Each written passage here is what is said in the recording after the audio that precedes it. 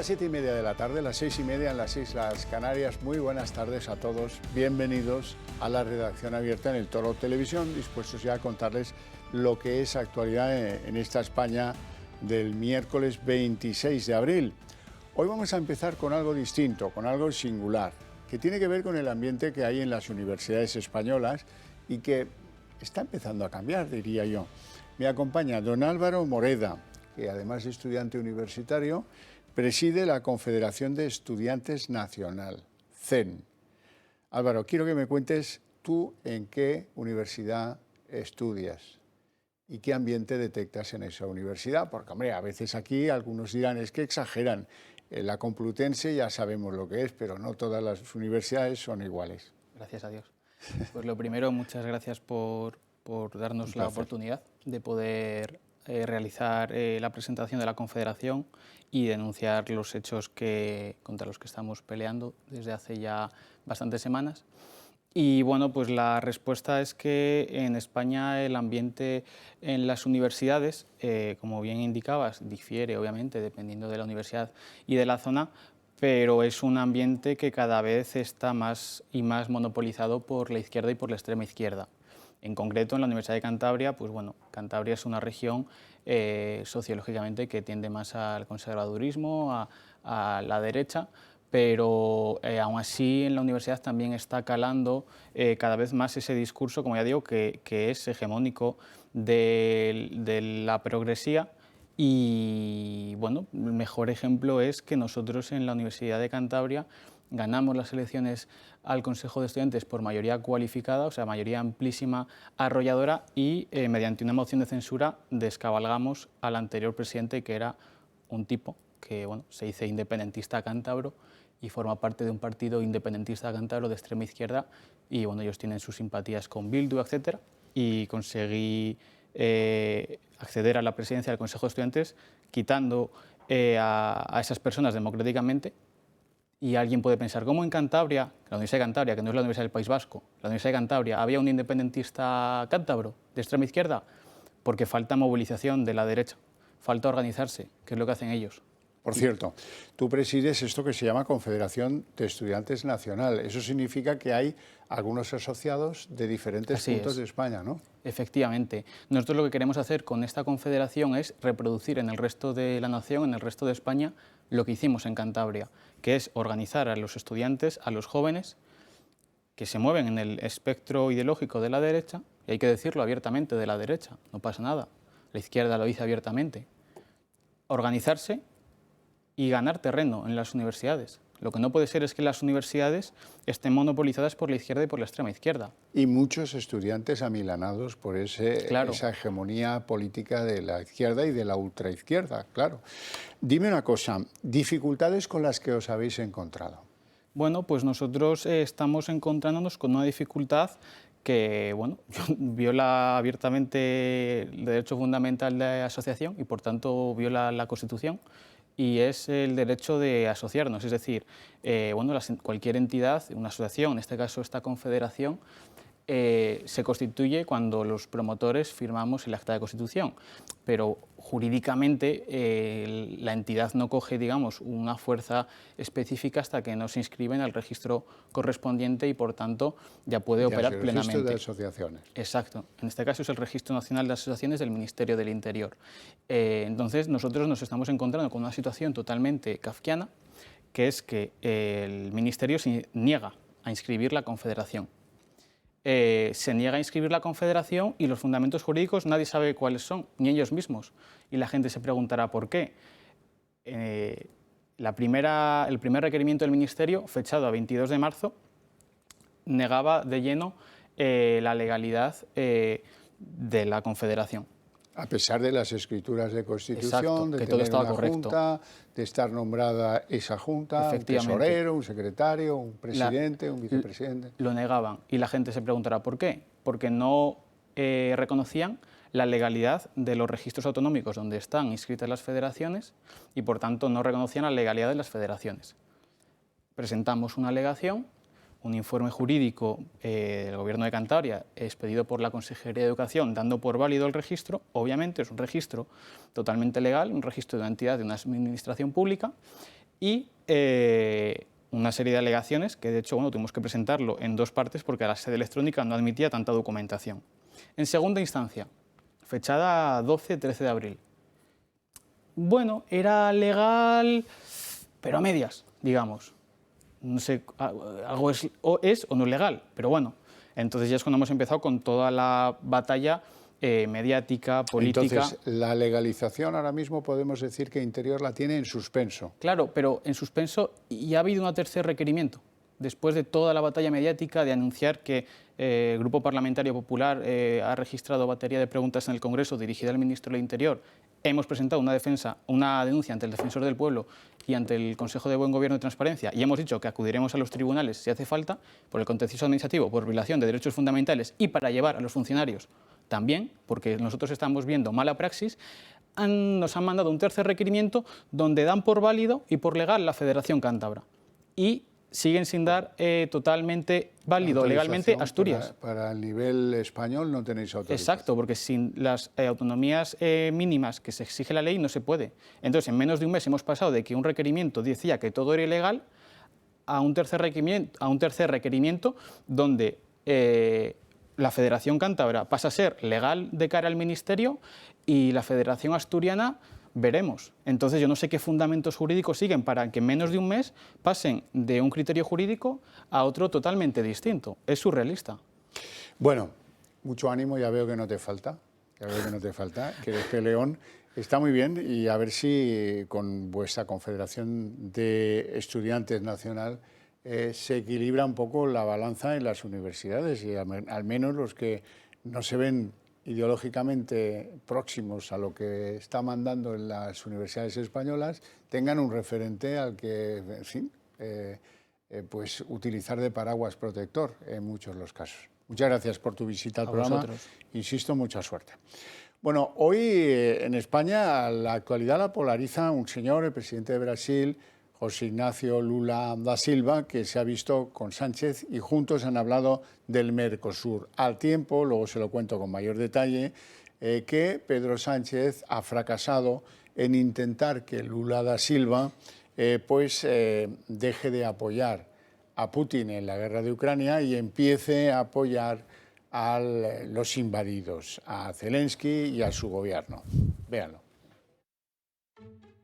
Cada vez más cerca el varapalo para nuestra agricultura. Pedro Sánchez recibe este miércoles al presidente de Brasil para la firma de una serie de acuerdos que podrían ser antesala de un gran convenio con los países del Mercosur. También una importancia a esa nueva declaración conjunta que vamos a firmar, o hemos firmado ya España y Brasil, y que nos va a servir de hoja de ruta para esta asociación estratégica renovada entre nuestros dos países. También al próximo lanzamiento de la Comisión Bilateral Permanente.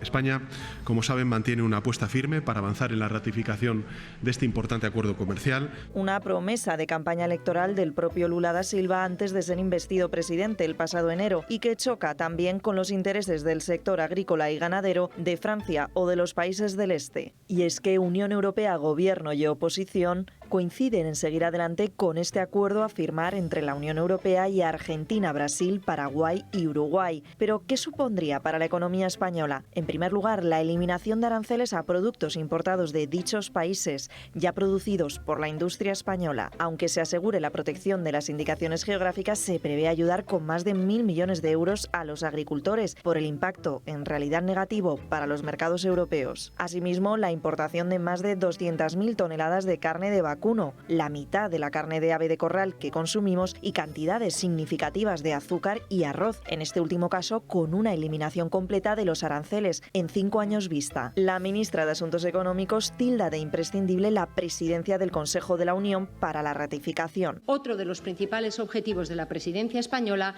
será llegar a un acuerdo final entre la Unión Europea y Mercosur. Pero quizás sea al revés y lo clave sea firmar el acuerdo para que Sánchez disponga de un puesto internacional tras abandonar la presidencia del gobierno. Bueno, y ahora van a ver algo tremendamente insólito. El jefe supremo, el poder supremo de Irán es un ayatolá que se llama Ali Khamenei. Ali Khamenei el pasado 18 de abril tenía un acto con estudiantes y ahí se armó la parda, porque en realidad los estudiantes, siendo cómo se las gasta el régimen iraní con las mujeres que no quieren llevar el velo, con las manifestaciones y su represión que han tenido lugar en todo el país. Resulta que le plantan cara y le exigen públicamente transparencia y que hagan el favor de escuchar al pueblo. Vamos a verlo, no tiene desperdicio.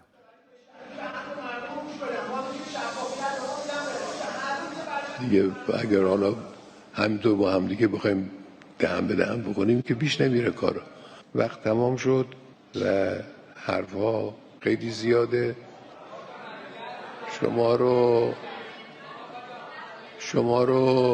شما رو دوست داریم، براتون دعا میکنیم، آینده شما رو انشالله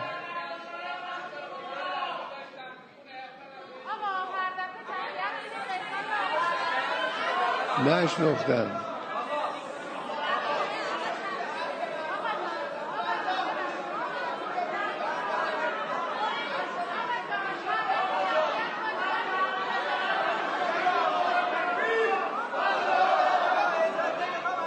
السلام علیکم. Pues no me negarán que algo huele a descomposición si uno se fija en la reacción de los jóvenes y en la cara de descomposición que luce el líder supremo de Irán, Ali Khamenei, 18 de abril. Ya veremos en qué termina esto. Y vamos a hablar de la droga, un poquito, nada más, un poquito, porque ya saben que yo estoy obcecado en convertir en un problema que afecta a los partidos políticos y a sus programas a los que ofrecen a los ciudadanos. Quiero que esto cambie. Sé que muchos de vosotros estáis conmigo en esto. Queremos entre todos que, no sé si tienen que endurecer las penas, yo creo que sí, pero no voy a convencer de eso a nadie. Pero desde luego hay que ponerse activos ante el problema. No puede ser que esto continúe por el camino por el que va, porque si lo hace, alguna parte de España va a aparecer Sinaloa en la República Mexicana. Así es que hay que ponerse las pilas y hay que hacer que los partidos se mojen en este territorio, un territorio que afecta a España en los 4 costados. Hoy tengo el ejemplo. Nos vamos a Villagarcía, en Galicia. Ahí ha habido una operación, naturalmente por tráfico de sustancias estupefacientes, 9 detenidos, 15 registros.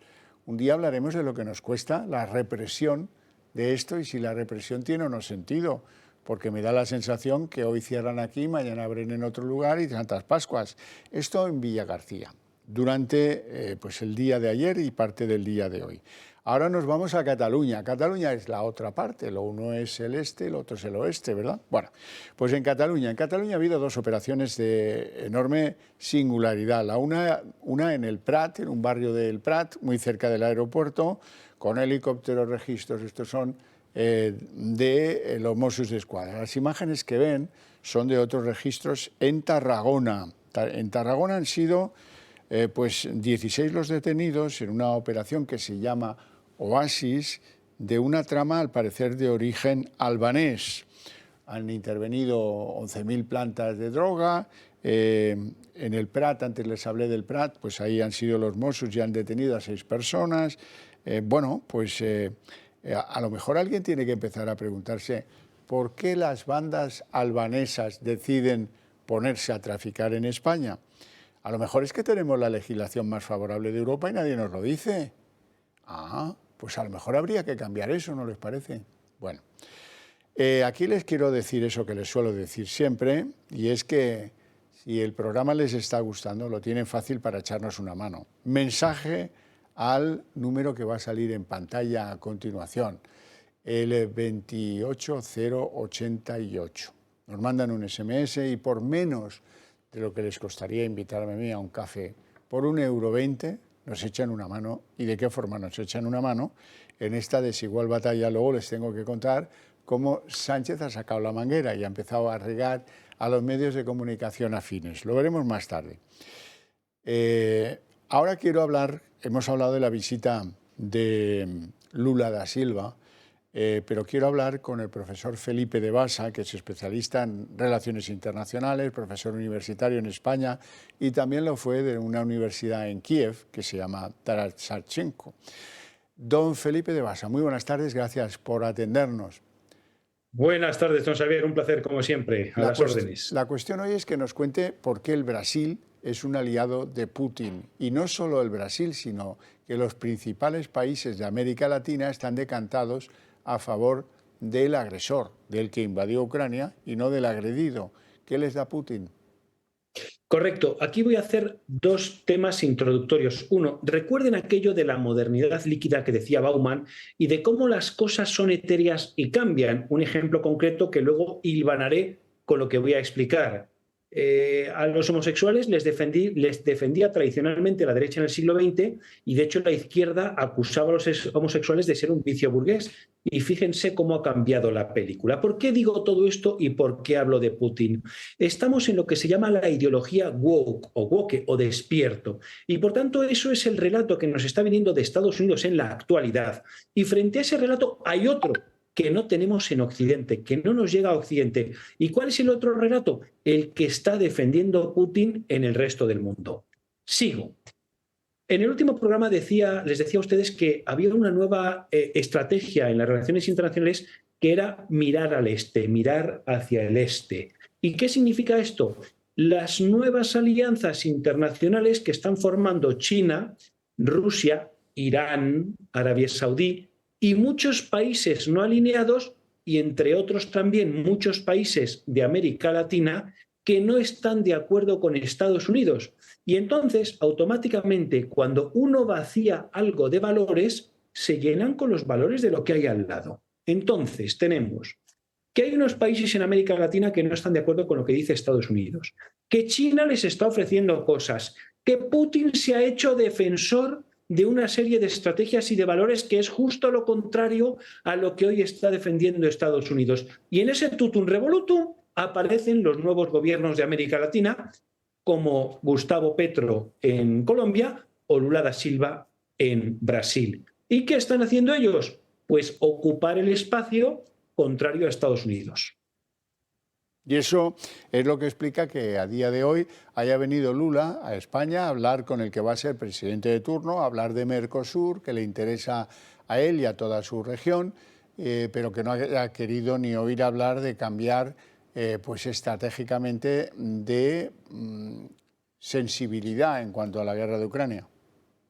Correcto, porque aquí se da otra circunstancia irónica en cierta manera. Yo decía también en otros programas que nuestro presidente del gobierno, Pedro Sánchez, tiene dos caras. Tiene una cara para España y otra cara fuera de España. La cara de España es la cara alineada con Podemos y toda la retahíla que eso significa, que no voy a explicar ahora, y fuera de España tiene justo la contraria, la cara amigable o amable de Estados Unidos, de aquel que busca alinearse y acercarse a la OTAN y a la NATO, y por tanto está enfrente de lo que acaba de representar o de lo que representa lo que les he explicado a ustedes de esa postura en políticas internacionales de mirar hacia el este. Claro, ahí Pedro Sánchez está en el medio, porque está entre Estados Unidos y está entre Lula da Silva, por mucho que compartan ideología, y todo lo que representa el señor Putin y sus amigos. Es complicado.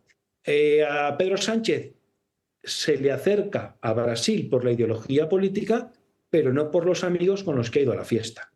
Ya. Bueno, además hoy Zelensky ha hablado con Xi Jinping, con el presidente chino, y Ucrania va a enviar un embajador a China. Eso es un cambio en la relación que teníamos hasta ahora, pero vamos a ver de qué profundidad es el cambio. Correcto y tímido. Recuerden también que decíamos en muchas ocasiones que cuando Xi Jinping consiguiera ser reelegido por tercera vez consecutiva secretario general del Partido Comunista de China, presidente de la Comisión Militar Central y presidente de la República Popular de China, su postura internacional iba a cambiar. Y ha cambiado en dos sentidos. Uno, la apertura de fronteras de este tema sanitario que hemos vivido todos durante años. Y dos, lo que va a hacer o a decir en relación con Rusia y Ucrania. Por tanto, hay que tener en cuenta que estos tímidos pasos de China, entendidos en claves chinas, son grandísimos pasos de gigante. A mí no me cabe la mayor duda. Y recuerden cómo se desencasquillaron las relaciones entre China y Estados Unidos en el siglo XX, en el pasado. con la famosa diplomacia del ping-pong. Una lectura desde fuera no especializada te diría, pero ¿cómo si China manda un equipo de jugadores de ping-pong, eso significa que va a intentar interferir en las relaciones, va a favorecer las relaciones diplomáticas? Pues sí, así fue. Por tanto, estamos asistiendo probablemente al inicio del fin, y puede ser largo, si esto sale bien, de ver una solución al conflicto de Ucrania. Pudiera ser, ojalá, es algo de luz y algo de esperanza. Don Felipe de Basa, muchísimas gracias por sus intervenciones. Ha sido un placer tenerle en el programa, como siempre. Le deseo una feliz tarde y hasta pronto. Excelente, don Xavier. Muy buenas tardes. Un saludo. Recuperamos las interpretaciones y los hechos de la política española. Tengo mucho interés porque ustedes se empapen de lo que anda diciendo María Jesús Montero, que es una persona lenguaraz y que es la gran defensora de que este es el mejor gobierno de la historia de la humanidad. Ya lo saben de otras declaraciones suyas. Hoy ha dicho algo que no tiene pase. El gobierno ha bajado más impuestos a los españoles que nunca ninguno. Estamos hablando, como siempre, de que ustedes intentan, a través de las noticias falsas, hacer creer al conjunto de la sociedad que este gobierno incrementa su carga fiscal, cuando lo que hemos hecho es rebajar, como nunca, los impuestos a la clase trabajadora con su voto en contra. Esta señora ha montado un circo y le crecen los enanos, porque resulta que lo que dice, además de que es obviamente insostenible, y lo sabemos los que pagamos impuestos en España, ¿verdad? Y vemos que se van otros a Portugal, otros a Italia, otros a Andorra. Eso será por algo, ministra. A ver, pero a ella no, ella todos estos razonamientos le dan igual, le dan igual. La cuestión es que, y ahora van a ver el origen de la noticia, resulta que la media que dedicamos de nuestros salarios los españoles al IRPF o al pago de los impuestos relativos al trabajo es un 39,5%. Y eso, le guste o no a la señora Montero, es 5 puntos más que la media de la OCDE, que la OCDE es un conjunto de países bastante amplio. Bueno, pues nosotros estamos 5 puntos por encima de la media y eso no debería ser de este modo. Es más, que resulta que la señora Montero, en su locuacidad progubernamental, ha dicho algo que tampoco es verdad hoy. Ha dicho que este gobierno es el que más ha hecho en reducir la fiscalidad de la energía desde que se desató la guerra en Ucrania. Y es que eso tampoco es verdad. Y la ha venido a desmentir, antes era la OCDE y hoy la ha venido a desmentir, qué mala suerte, el Banco de España. El Banco de España ha emitido hoy un informe, esto la ministra puede que no lo supiera, pero haría bien en enterarse y en leerlo, que dice que los hogares españoles pagan más impuestos que los vecinos europeos en la factura de la luz y del gas. Y bueno, pues yo he dicho esto, en fin, hay ministros que demuestran su incapacidad haciendo leyes como la del solo sí es sí y otros que lo demuestran con sus torpezas en el Parlamento, sus, aspavientos y una dialéctica completamente inapropiada. Destine esas energías para un mitin que buena falta le hace al Partido Socialista y no engañe cuando está en la sede parlamentaria, porque luego ese engaño, bueno, tampoco voy a llorar yo porque le haga perder votos, todo esto que dice la señora Montero. Los votantes socialistas también pagan impuestos, no sé si se ha olvidado, no todos, Luego está Tito Berni y algunos amigos que tiene, pero hombre, en general vamos a creer que sí, que pagan impuestos y que saben lo que pagan de impuestos y saben pues cuál es la media de los impuestos que pagamos en España a propósito de cualquier cosa. Y ven cómo el gobierno se ha negado a deflactarlos. ¿Y eso qué significa? Se puede preguntar a alguien. Ya sé que la mayoría lo saben y ya sé que hemos estado hablando de ello alguna vez. Deflactar los impuestos es quitarles la parte del impuesto que es inflación. Me explico. Compramos 1 kilo de tomates y nos cuesta 3,50 €. Creo que me queda corto. Vamos a poner 5,50 €. Vale, si el tomate se encarece y me lo vende el frutero a 6,5 €, como el IVA es un porcentaje sobre el valor de aquello que yo compro, automáticamente se va a incrementar el IVA. La parte incrementada es lo que el gobierno haría muy bien si quiere bajar la inflación, en quitarla de la recaudación fiscal. Lo que no es que se lo haya ganado el gobierno y sus leyes fiscales, sino que sea una consecuencia del aumento de los precios derivado de la inflación, esto lo devuelve a los ciudadanos y los ciudadanos tienen más para gastar, más para producir economía, más para que no tengamos la debilidad de crecimiento que tenemos, y es mejor eso que no llevárselo, que es lo que hace la señora María Jesús Montero.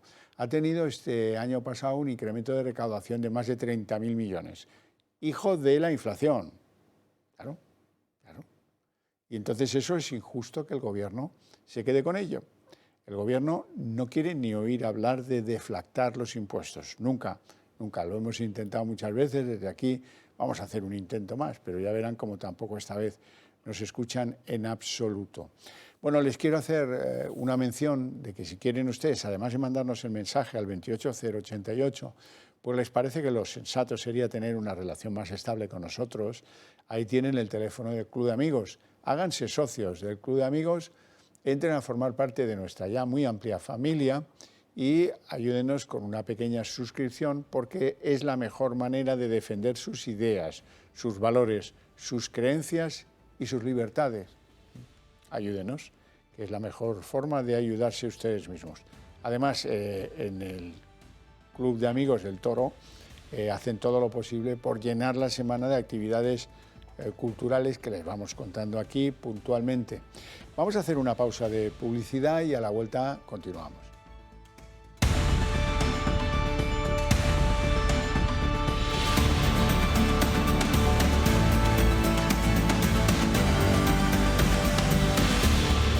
Bueno, y en nada llega el Día de la Madre. Lo digo porque en el Club de Amigos del Toro Televisión piensan en facilitarles el poder, de forma muy sencilla y muy económica, poner a disposición algún reloj fantástico para que puedan regalarlo.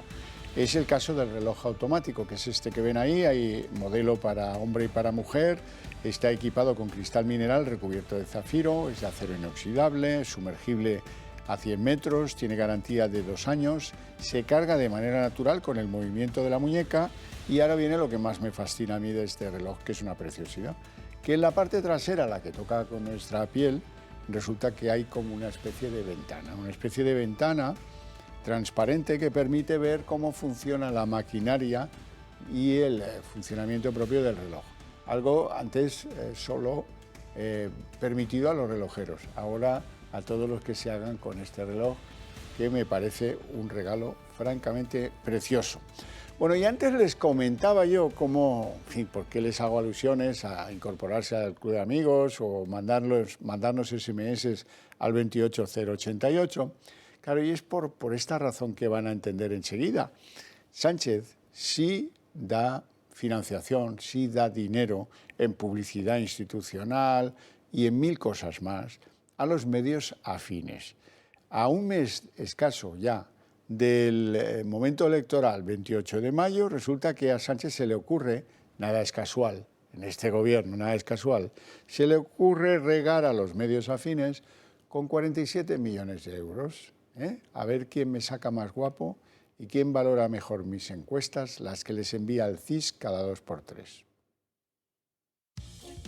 El Gobierno sabe que las elecciones del próximo 28 de mayo están muy cerca y por eso ha batido un nuevo récord en publicidad institucional. Según la plataforma de contratación del Estado, el Ejecutivo se ha gastado más de 47 millones de euros en los primeros 4 meses del 2023, lo que supone más de la mitad de todo lo destinado el año pasado y en términos cuatrimestrales se convierte en el volumen más elevado en al menos 12 años. ¿Cómo se desglosan estas campañas? Veamos las más significativas. Más de casi 10 millones han ido a espacios publicitarios para la difusión de campañas de seguridad vial de la DGT, siendo el mayor contrato anual de la Administración Central para este año. Casi 9 millones para sensibilizar sobre el fraude fiscal a cargo de la Agencia Estatal de la Administración Tributaria. Y es que para gastar, el mastodonte estatal necesita ingresar 6,5 millones en publicitar los alimentos españoles, y es que solo en 2022 las exportaciones se hundieron en más de un 7%, así como el superávit comercial. Ante un ministro de Consumo en contra de la carne y la falta de medidas fiscales efectivas contra la inflación, el Gobierno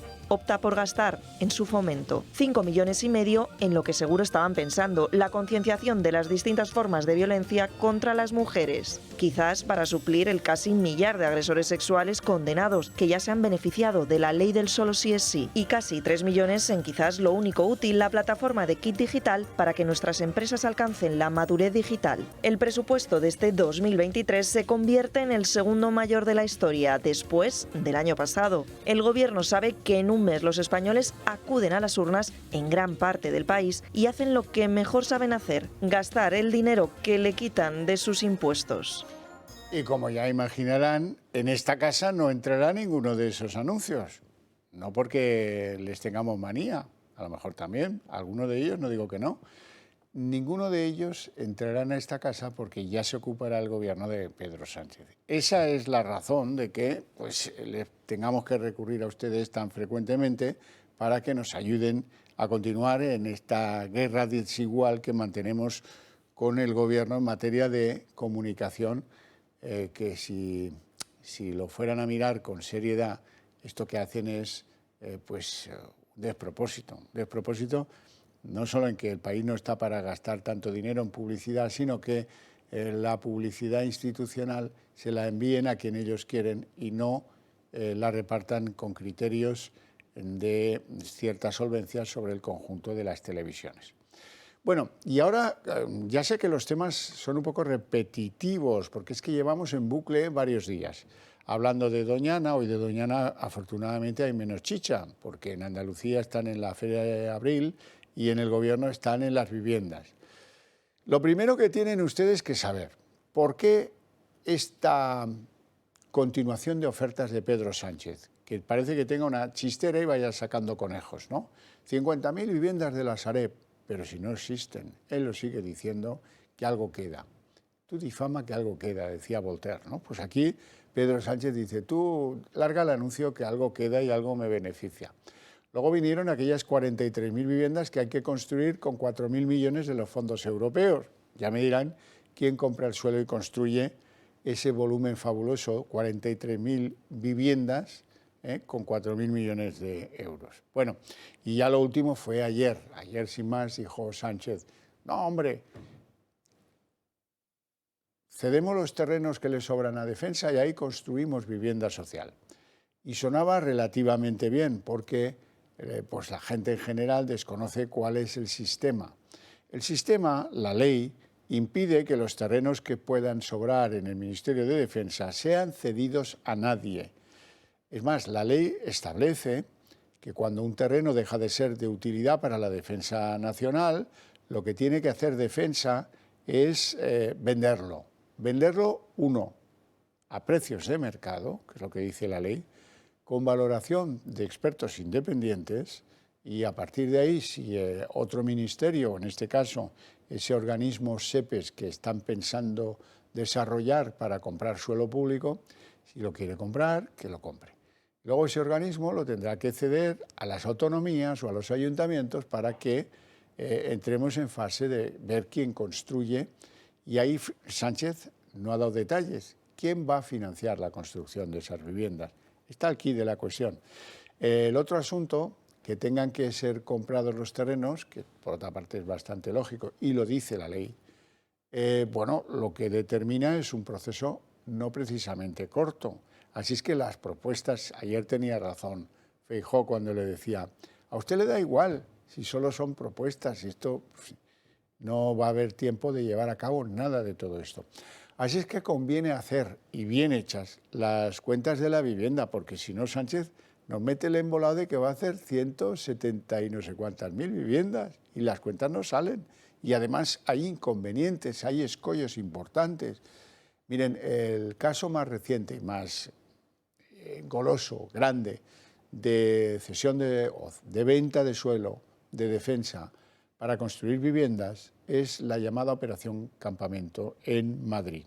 La Operación Campamento en Madrid la inician dos personas. Ministro de Defensa Narcís Serra, fíjense de cuándo les hablo, y presidente de la Comunidad de Madrid Joaquín Leguina. Bueno, pues así hemos llegado hasta que el alcalde de Madrid sea José Luis Martínez Almeida, la presidenta de Madrid sea Isabel Díaz Ayuso y la ministra de Defensa sea Margarita Robles. ¿Y están hechos las viviendas? No. Ha habido de todo, zancadillas, bloqueos, un escándalo infernal. ¿Y cuándo vendrán las viviendas de la Operación Campamento, que anda por ahí arrastrándose desde 1989? Pues hay quien dice que estarán disponibles en 2026. Ya lo veremos.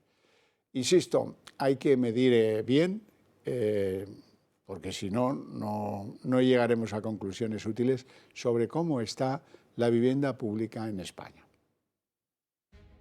El problema de la vivienda existe en España desde hace muchos años. Sin embargo, Sánchez, que llegó a Moncloa en el año 2018, no ha presentado un plan de vivienda hasta ahora, justo antes de las elecciones municipales y autonómicas. El gobierno presenta un plan que no se sostiene.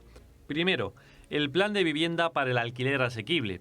100.000 inmuebles prometió el ministro Ábalos en 2021, de los cuales, según el gobierno, 60.000 están en desarrollo y serán realidad en unos años, cosa que está por ver. Segundo, las 43.000 viviendas que supuestamente se construirán con los fondos europeos, unas viviendas que hasta dentro de 4 o 5 años no podrían ayudar a paliar los altos precios del mercado. Además, el presupuesto para construirlas es tan solo de 4.000 millones de euros, es decir, 93.000 por vivienda, un importe claramente insuficiente. Tercero, las 50.000 viviendas de la Sareb.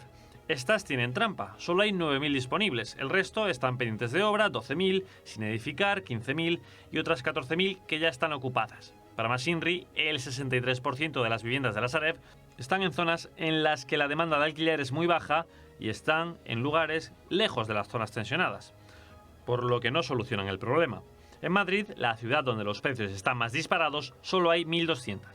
Cuarto, el presidente promete otras 20.000 viviendas públicas de alquiler social en los terrenos del Ministerio de Defensa. Por ley, para que esos terrenos sean destinados a vivienda, tendrán que ser tasados primero por un tasador independiente. Después, el Ministerio de Transportes, Movilidad y Agenda Urbana, si gana la subasta que tendrá lugar, pagará a Defensa ese suelo al precio marcado, que será el del mercado, y finalmente lo podrá dedicar a vivienda social. Es decir, la idea de ejecutarse saldría muy cara. Sin embargo, aunque se materialicen todas estas promesas, será insuficiente. La vivienda social en España no llega al 2% del total de viviendas, 450.000 viviendas sociales para un total de 25 millones de inmuebles. Estamos entre los 5 últimos en el ranking europeo. Y en esto de la vivienda, aquí se lo hemos dicho desde el minuto cero, tiene mucho que ver el miedo a la ocupación. Eso hace que mucha vivienda que podía estar en alquiler a precios razonables deje de estar porque el propietario tiene miedo a que se la ocupen y mucha vivienda pues sufre problemas de ocupación. Hay 30 ocupaciones cada día en España. Ahora vamos a ver una en Barcelona. Le está pasando a Paquita, que es la señora que ahora van a ver en imagen, que está apostada en una tienda de campaña justo enfrente de su vivienda porque le han entrado unos inquiocupas. Ella está muy sorprendida porque dice que se le han ocupado la vivienda unos ocupas, que son inquiocupas y que trabajan, y que lleva 10 años esperando juicio, 20 meses sin cobrar el alquiler y que se le han quedado estos ahí metidos, y ahora cómo hace esta mujer para sacarlos de su casa. Vamos a escucharla para que oigan cómo se explica, luego les tengo que hacer algunas matizaciones porque ya no está en la tienda de campaña. Sí, es incubación, pero que para mí es una ocupación, pero con guante blanco, porque esta señora, mi madre estaba en el centro de día, era una sanitaria, y al sacar a mi madre por el avance del Alzheimer, nos pidió que si le podíamos alquilar el piso. Nos están engañando a nosotros y también a a los juzgados de que eran vulnerables. Y claro, cuando han pedido documentación han visto que no eran vulnerables, que tienen nómina los dos. Tengo que pagar yo los patos de la justicia y del gobierno, que lo estoy manteniendo yo. Mis hijos están trabajando y yo estoy manteniendo. Mi familia estamos, porque es un piso heredado y somos 5 hermanos y una fallecida y somos 12 en total. Que no es para negocio ni mucho menos, es que no quiero mantener, es que no es obligación mía. Pues ese es el tipo de personas que están siendo afectados, víctimas de las ocupaciones. Ahora les hablo de ello. Antes tengo que decirles que a Paquita le han dicho a la policía que no puede estar allí en la tienda de campaña por mucha reivindicación justa que tenga. Le han obligado a desmantelar la tienda, ella dice que va a estar ahí, que ha llegado a un acuerdo verbal con los inquilinos inquiocupas que se van a ir de ahí el domingo, que les dejen estar hasta el domingo, que se van. Ya veremos si cumplen. Paquita ha prometido, eso sí, que si no la dejan estar con la tienda, pues vale, pero que se llevará una silla de casa y que va a estar ahí hasta ver si el domingo tienen pues la dignidad de, si no pagan el alquiler, marcharse de una vez, ¿verdad?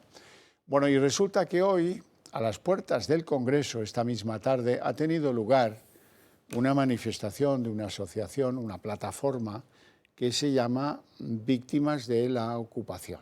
Esta es una pegatina de estas personas que han oído que en la nueva ley de vivienda todavía les dan más ventajas a los ocupas, sean inquiocupas o sean no inquiocupas. La cuestión es que ellos están allí, furiosos, imagino, y hasta allí se ha acercado Beatriz Dávila. Cerca de una veintena de personas afectadas por la ocupación se ha acercado hasta las puertas de aquí de Madrid del Congreso de los Diputados para pedir al gobierno de Pedro Sánchez que les escuche. Apenas quedan 24 horas para que el Congreso, el hemiciclo, todos los grupos parlamentarios den luz verde a la ley de vivienda, una ley que dicen blinda la ocupación y que les deja completamente desamparados. Un desamparo que denuncian es el que han recibido por parte de las instituciones, por parte del Ministerio de Justicia y por parte de la ministra de Justicia, Pilar Llop, que ha rechazado hasta en 17 ocasiones a todas sus misivas, pidiendo que por favor dé solución a todos sus problemas. Solo el Grupo Parlamentario Ciudadanos se ha acercado a escucharles.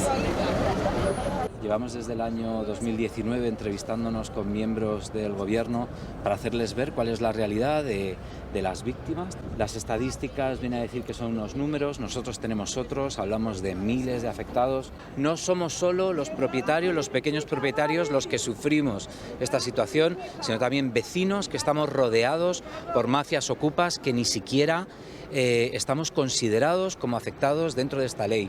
Hay que distinguir entre las mafias y los colectivos vulnerables. Hay que darles más competencias a las fuerzas y cuerpos de seguridad del Estado. Hay que dar seguridad jurídica a través de las circulares de la Fiscalía General del Estado. Y desde luego que las administraciones públicas que no consiguen dar soluciones habitacionales no traten el problema con esta hipocresía y desde luego con esta sinvergonzonería que trata de hacer este gobierno.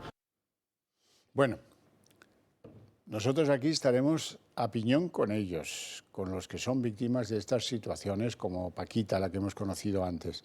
Bueno, y si ustedes sintonizan esta cadena de televisión, va a ser difícil que les den gato por liebre, porque les vamos a tener puntualmente, como hemos hecho en el pasado, puntualmente informados, atendidos de las estafas que se producen.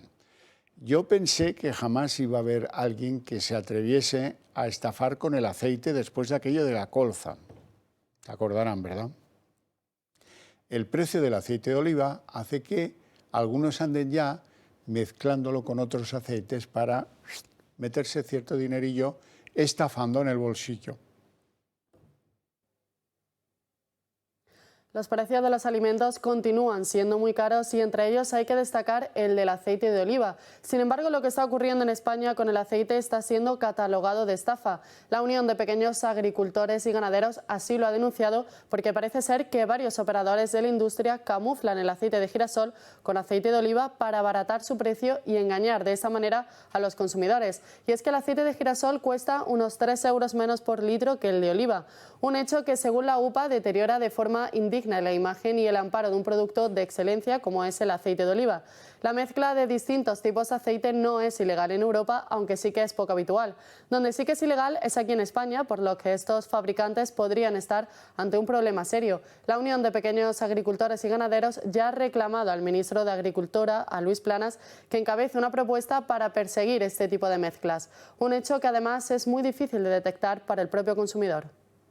Bien, pues vamos a hacer una pausita de publicidad, apenas 2 minutos, y a la vuelta abrimos la mesa de análisis político.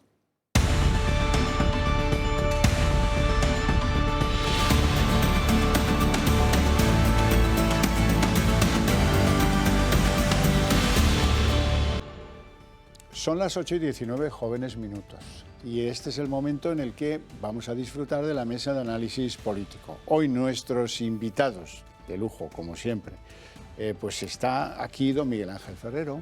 Muy buenas tardes. Es abogado penalista, que es analista político y que ha sido político en las filas socialistas, ¿verdad? Tenemos hoy que hablar de los efectos que han motivado todo este carajal de conejos blancos que se saca Sánchez de la chistera en materia de vivienda, que mira, no es otro que el que Tezanos le ha mandado un mensaje a quien sea en Moncloa, a uno de los chiquicientos que trabajan allí, diciéndoles, mira, hemos detectado que el 17% de los jóvenes que aspira a una vivienda podría votarte si se la ofreces. Y en eso anda el tío con el clarinete como Benny Goodman. Mira, yo te puedo... como Woody Allen, no sé. Durante 8 años yo he estado dirigiendo el segundo patrimonio de este país, el segundo patrimonio público de este país. Y esa cantinela le he oído y me la han dado esas instrucciones muchas veces. Puedo hablar de ello. Vale, pues ahora lo vamos a hacer. Déjame que presente a don Sergio Bravezo, que es diputado del Partido Popular en la Asamblea de Madrid. Buenas tardes, Sergio. Buenas tardes. Bueno, pues ahora ya... Sí, hombre, es que nos hemos quedado con las ganas de saberlo. Primero, ¿cuál es esa segunda fuente de la eterna juventud del patrimonio público que usted dirigía? Pues mira, yo fui director de gestión patrimonial de ADIF durante 8 años. Bueno, ADIF es mi empresa, ¿no? Sí, sí. Y llevo 40 años en ella, o sea, no es un tema que haya llegado ayer, fui letrado de muchos años también. Y cuando dirigí, cuando tuve la oportunidad, además fue muy divertido y me lo pasé muy bien, ADIF es el segundo patrimonio de este país y muchas veces, y muchos gobiernos, no solamente gobiernos de un sentido o de otro. Estaciones antiguas que se hacen fuera y lo de dentro sí, pero, se puede pero es que Renfe realmente era un Estado dentro del Estado, porque hasta riachuelos, ¿no? O sea, iglesias, farmacias, escuelas, o sea, todo tipo de cosas, ¿no? Entonces, por eso digo que cuando pasaban estas cosas, no solamente de un gobierno, sino de casi todos los gobiernos, pues que pretenden movilizar, siempre se moviliza el patrimonio de defensa y el patrimonio de algunas entidades como esta, ¿no? Que son el primero y el segundo patrimonio de este país. Y el problema que tiene es que no es fácil movilizarlo, es casi imposible, porque si no se hubiera hecho.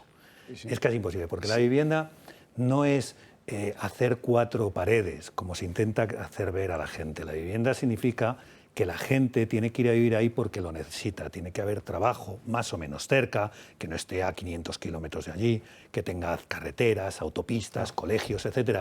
Y todo eso se suele pagar con la propia compra de la vivienda, que ya estás pagando todos esos servicios, alcantarillado, etc.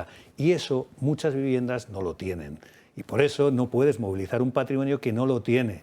Cuando dices voy a crear 20.000 viviendas con el terreno de defensa, pues vas a tardar 10 años en hacerlo. Como pasó con Campamento, que empezó a negociarse en el 89, siendo Leguina presidente de la Comunidad Autónoma, y Narcís Serra, ministro de Defensa, y aún no están los pisos a disposición, les quedan varios años. Pero hay soluciones, ¿eh? Vamos a ver, sí, desde luego que hay soluciones. Desde luego no estas. Primero, nadie discute, Bravezo, que el origen de las reiteradas propuestas que esta semana nos ha tenido a bien participar el señor presidente del Gobierno es un interés mezquino, electoral. Alguien le ha dado el queo de que hay un 17% de jóvenes que te van a votar si haces promesas de vivienda asequible. Y entonces ha empezado. La Sareb, 50.000. Y le dice la propia ministra Nadia Calviño que no, que 50.000 no están disponibles, que 50.000 es un fondo teórico en el que hay suelo sin construir, suelo que se ha quedado en el raquítico encofrado, vivienda que se ha deteriorado o porque que no quiere lleva nadie. desde el 2008 que no quiere nadie porque... Además, la mitad de eso está en campos de golf abandonados, al lado del mar, y no te sirve de nada si es que quien lo busca pretende trabajar en una gran ciudad española. Además, resulta que tenemos más de 7.000 ocupadas con K. Y además, como habéis dado la orden, gobierno de la ultraizquierda, de que no actuemos, pues oye, ¿qué vamos a hacer? Si entran ocupas cada día de 100 en 100, pues ellos se van haciendo su vida. Nos habéis ordenado no actuar contra esos ocupas. Claro. Entonces, claro, Sí. la segunda oferta es, Miguel Ángel, ¿tú entiendes esto de lo inmobiliario? Dice el presidente del gobierno que va a construir 43.000 viviendas con 4.000 millones de fondos europeos. 1, él no arriesga un euro, son fondos europeos. 2, vamos a dividir si sabemos, 43.000 dividido por, 4.000 millones dividido por 43.000 viviendas, ¿a cuánto nos sale? A 93.000 euros. Vamos, ni el pocero es capaz de levantar un seseña con esos precios. Pero no es capaz ni de comprar el suelo. Déjeme simplemente hacer un apunte porque me parece muy preocupante, sobre todo aquí en la Comunidad de Madrid, que nos está afectando directamente. En una de las iniciativas que la presidenta Isabel Díaz Ayuso puso en su momento, en la legislatura corta que hemos tenido, que era la Oficina Antiocupación. Esto estaba siendo de verdad un verdadero éxito, porque lo que estábamos viendo es que dentro de esas 24 primeras horas la asistencia, tanto legal, policial como administrativa, la tenía el ciudadano inmediatamente, y esas ocupaciones se podían hacer los desalojos lo antes posible, de tal manera que era de manera legal, tramitada de una manera efectiva y rápida, y el propietario mantenía su propiedad en uso. Ahora, con esta nueva ley, todo esto que se había hecho, es que justamente ayer estuve hablando con la directora general de la Consejería de Justicia, que está llevando este tema, y estaba alarmada. Y estaba diciéndome, Sergio, me han tirado todo el trabajo que hemos hecho desde la Consejería a la basura. Estamos dejando tirados a los ciudadanos ahora mismo. No, con esta nueva ley ya no van a tener acceso a todo ello. Oiga, de verdad, ¿cómo se pueden hacer leyes para empeorar la vida de los ciudadanos? Sí, mire la del solo sí, así. Ejemplo. Pero fíjate, siguiendo ese hilo argumental, una de las pocas cosas que se pueden hacer con la vivienda, y además de una manera efectiva, es movilizar los 2,3 o 2,7 millones de viviendas que están vacías. La manera de movilizarlo precisamente es con eso. Precisamente es no haciendo normas que posibiliten la ilegalidad, no haciendo normas que posibilitan la ocupación. Mira, yo no sé cuántas viviendas están ocupadas en Madrid y en España, posiblemente no sean millones, claro que no lo son, pero sí da igual, con que sea una. Con que sea un edificio, una no es. Con que sea, claro que no. Que son, evidentemente son, has hablado de 7.000, pero en toda España, 50.000. Claro, pero fíjate, no es una cuestión de esas ni siquiera de que sean 50.000, no, ese no es el problema es que cuando tú lanzas a la ciudadanía la cultura de la ilegalidad, cuando estás diciendo a los ciudadanos que es mejor portarse de una manera como un delincuente y que ese delincuente es bueno, y cuando le estás diciendo que cuando tenga una vivienda va a tardar 3 o 4 años en recuperarla, aunque no sea un delincuente el que está simplemente porque no le pague, y le estás diciendo que va a tener que demostrar que no hay ninguna persona vulnerable, que le va a tener que demostrar tantísimas cosas, pues ese ciudadano no moviliza esa vivienda porque quizá para ese ciudadano es todo lo que tiene, es todo lo que ha podido crear. Esa es la manera de crear vivienda y de dar vivienda a la ciudadanía. Es que yo creo que se genera, con la ocupación, se genera un efecto contagio respecto a que el propietario va a tener miedo en que sea ocupada su vivienda que podría estar en alquiler. Y de manera preventiva, se está viendo que existen casos aislados, va a decir, yo no me voy a arriesgar a que me ocupen esta vivienda. Claro. Y el efecto contagio es de menor oferta de vivienda, por lo tanto te aumenta... Y subida de precios. Exacto. Y por el otro lado, ese efecto contagio también se produce desde la otra perspectiva. Es decir, voy a ocupar porque la ley me ampara. O sea, no es que la ley esté pues en un vacío legal en el que pueda haber un subterfugio y me pueda quedar. No, no, no.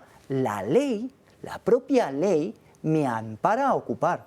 Madre santa. Fíjate, Sergio, eso es la Meridiana en Barcelona, y esta señora que vas a ver ahora se llama Paquita y se queja de que hace 20 meses que sus inquilinos, este es el piso de su madre, que su madre falleció, y lleva pues 10 meses esperando juicio y 20 meses sin cobrar. Y se queja además, Paquita, ahora le veréis el rostro, se queja de que son 2 inquiocupas, y esa es una fórmula bien heavy, Miguel Ángel. Sí, sí. Son 2 personas que tienen nómina, que trabajan y que hace 20 meses decidieron, ¿y para qué tengo yo que pagar a la señora propietaria que me eche? A ver, han pasado 10 meses, la señora pues se armó de paciencia, gastó su dinero, se fue al juzgado a defender sus derechos de propiedad. Págate abogado, págate procurador. Claro, procurador, todo lo que tenga que ser, sin cobrar. Y ahora queda la cosa triste. Paga el agua, paga la luz, paga todo lo que haya. Claro, por supuesto. Ahora a esta señora le han hecho promesa, estos 2, le ha dado visualidad al asunto y parece que el viernes podría recuperar la vivienda en cuestión. Veremos cómo se la dejan, que esa es otra. Pero es que además, Miguel Ángel y Sergio, es que además, antes nos lo comentaba, hoy ha habido una manifestación a las puertas del Congreso y el señor Bravo, que es el portavoz de la plataforma de personas afectadas por la ocupación, pues decía que hay mafias y que las mafias, ¿qué hacen las mafias? Las mafias revientan la cerradura, cambian la cerradura y se la venden a alguien por 400 euros que paga naturalmente y ahí se mete el ocupa. Yo te quería hablar de eso. Y eso es el problema. Te iba a comentar eso precisamente porque hoy he oído a una persona de la mayoría parlamentaria que apoya al gobierno, que es Baldoví, hablando de que si estuviéramos en el año 0, pues diríamos que la Virgen María, San José y Jesucristo pues serán unos ocupas. Esto es lo que ha dicho en el atril del Congreso de los Diputados. Sí. Esto es lo que ha dicho. Al margen en fin, no voy a entrar en la parte emocional y horrenda, ¿no?, que tiene el comentario. Pero lo cierto y verdad es que lo que está diciendo es que prácticamente que todas las personas que ocupan son ursulinas y hermanitas de la caridad. Cuando no es verdad, cuando los que primero ocupan son las mafias. Los grupos organizados criminalmente, son mafias criminales las que primero ocupan. Y luego esas le transmiten por un dinero el piso a otras personas que pueden ser necesitadas o no necesitadas. Y los otros que también ocupan son los colectivos Ocupa, que están muy lejos, muy lejos de ser ursulinas. Son personas que están politizadas y que quieren estar en esa situación porque lo desean, porque creen que hay que trabajar contra el sistema, porque son antisistema y tal. Esta es la realidad del país y esta es la realidad de a quién se está defendiendo. Cuando se defiende esto, se está atacando la posibilidad de que se movilicen esos casi 3 millones de viviendas vacías que hay en España, que se movilizarían sin lugar a dudas si se les permitiera salir al mercado para arrendárselas con absoluta normalidad. Con garantías. Ahí has hecho un análisis que es exacto sobre la situación que podemos ver, por ejemplo, en la ciudad de Madrid. Una de las cosas que cuando se analiza es el ocupa más fetén es el que se va a unas residencias en el centro de la ciudad, en Lavapiés, en una zona que tiene un cierto caché y gusto por estar ahí porque es antisistema y cree que tiene su derecho de hacerlo. Que está más protegido. Y luego, otro de los perfiles existentes es el de la mafia que afecta a aquellos barrios, sobre todo más humildes, y que podemos ver pues, en el distrito Latina, Carabanchel, Usera, Villaverde, donde existe esa mafia que entra a palo limpio y ocupando y cerrándote la posibilidad de que alguien acceda ahí, porque la mafia está instalada en todo el edificio y obviamente hace que obliga a que la gente que quiera entrar tenga que pagar previamente a esas personas, y entonces escuchamos cuando dicen, no, si yo he comprado las llaves de este piso. Eso es. Claro. Y luego resulta que los lugares donde se encuentran los narcopisos son locales asaltados, ocupados. Y luego resulta que desocupan Lo hizo la Guardia Civil por mandato judicial, un edificio nuevo en Fuenlabrada, y pues no se imaginan cómo se enfrentaban con la Guardia Civil y con la empresa que fue a intentarlo antes, Desocupa. Y que luego cuando salieron de allí se encontraron con la siguiente cosa. De ellos, entre 5 o 6, juntaban 150 delitos anteriores, básicamente contra la propiedad. Agresiones... Eso fue en Majadahonda. Eso, perdón, he dicho en Fuenlabrada. Tiene usted razón, en Majadahonda, perdón. Y además hace poco, es que es un tema recientísimo. La semana pasada o hace 2. Bien, estas personas fueron detenidas porque en los vídeos se aprecia que se comportaron de forma violenta. Sí. ¿Y sabe qué pasó en el juzgado? Hombre, les pondría en libertad, supongo. Efectivamente. Pero verás... ¿Y sabe qué decían al salir del juzgado? Esos tan enardecidos ocupas. Ahora mismo nos vamos a buscar otra casa. Claro, pero porque tú fíjate, esa es la otra cara de la moneda y esa es la tristeza del sistema, ¿no?, que tenemos. A la juez no le quedaba más remedio que ponerle en libertad porque no estaba en uno de los 4 supuestos que puede permitir la prisión provisional, que es que se vaya a fugar, que es que vaya a destruir pruebas. Que vaya a ocupar otra casa no forma parte. No forma parte. Ya. Y entonces... ese es el problema que tenemos, ¿no? Y que lleva tantísimos años. Y es que tenemos una lentitud tremenda en la justicia y tenemos una falta de eficacia que la gente no entiende y que no entendemos ninguno. Necesitamos un gobierno sin complejos que diga, mira, los ciudadanos que incurran en esto por tercera vez son expulsados de este país. Por ejemplo. Entiéndase claramente. Que este señor, vamos a ver, dice, pues resulta que este hombre tiene 50 delitos anteriormente a esto. Resulta que este hombre le ha tirado una televisión a la autoridad, a la Guardia Civil, que fue a desocuparlo, y además se comporta groseramente con los agentes del orden. ¿Y qué se ha creído? ¿Y qué dice usted? ¿Que lo va a hacer de nuevo? Pero le tira a la televisión por lo que decía Sergio. Le tira a la televisión porque se encuentra legitimado y fuerte, porque hay una cultura que le permite hacer esas cosas. Sí, está bien. Bueno, vamos a avanzar, que si no nos quedamos aquí anclados. Sí. El Partido Socialista resulta que hemos descubierto hoy que está en un doble juego. Hoy decían algunos que es que a lo mejor terminan pactando una enmienda en una ley que se tiene que hacer en justicia con el Partido Popular para acabar con esto o limitar esto de las ocupaciones. Lo claro es que venimos ¿de dónde? De que el Partido Socialista haya acordado con Podemos, con Esquerra y con Bildu una ley, la de vivienda, que ya es una realidad en la que se les dan más facilidades a los ocupas y se reducen las de los propietarios. Ese es el doble juego que está practicando el PSOE. Tras la puesta en escena en el Senado, ¿satisfecho del debate de ayer? Buenos días. Sánchez da un paso más en la tramitación de la ley de vivienda y se abre ahora a pactos con el PP para afrontar el tema de la ocupación. En Unidas Podemos no están dispuestos a modificaciones. Este tipo de choques, ¿no?, que tienen algo de artificio siempre, porque luego el Partido Socialista no tiene problema en votar la reforma de la ley solo si es sí con el Partido Popular. En el Partido Socialista intentan hacer ver que nada contradice la norma pactada con sus socios con la enmienda que plantean los populares.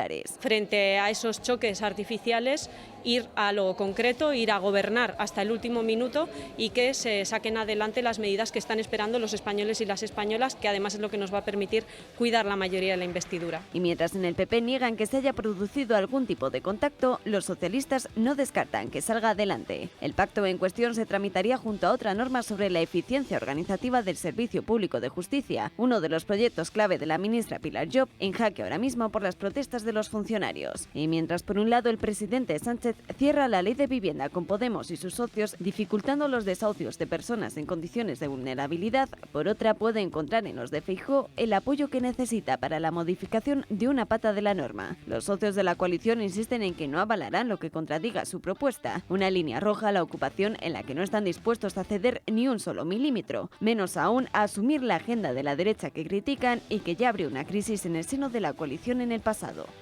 Bueno, mañana será el día en que la ley de vivienda, con las enmiendas que ha negociado el Partido Socialista, con Podemos, con Esquerra y con Bildu, queden definitivamente aprobadas, probablemente casi con toda seguridad. Bien, vamos a escucharlo y vamos a escuchar las precisiones que hacía la propia ministra de Defensa, Margarita Robles, a lo que anunciaba Pedro Sánchez de las 20.000 viviendas de los panes y los pisos, que decía ayer Alberto Núñez Feijóo con bastante gracia, y eso que es bastante enemigo de hacerse el gracioso. Pero bueno, vamos a ver qué pasa mañana con la ley de vivienda y qué dice la Robles.